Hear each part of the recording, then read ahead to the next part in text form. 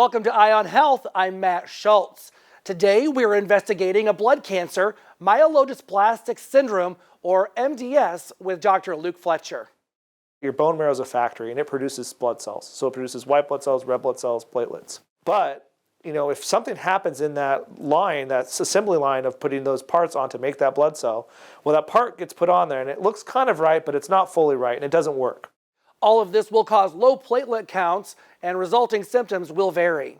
So often they have fatigue, specifically often correlated with anemia. If their platelets are very low, they may have issues with bruising or bleeding. And people who have low white blood cell counts may have issues with infection. Dr. Fletcher first looks at iron deficiency or anemia, or viral causes like hepatitis, or issues with the liver or spleen. A final screening is a bone marrow biopsy, and outcome is based on inherent risk level. For people who have aggressive disease, this can be actually a diagnosis that greatly shortens their life.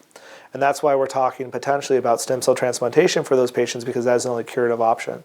For people who have low-risk disease, the prognosis is usually pretty good and people will live upwards of a decade or longer, and often with very minimal therapies.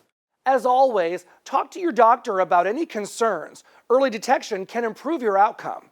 The more we're learning about MDS, and one of the big things that's really evolving is our ability to diagnose earlier and potentially intervene earlier. You can learn more about cancer treatment options at OregonCancerAlliance.com. For Eye on Health, I'm Matt Schultz. We'll see you next time.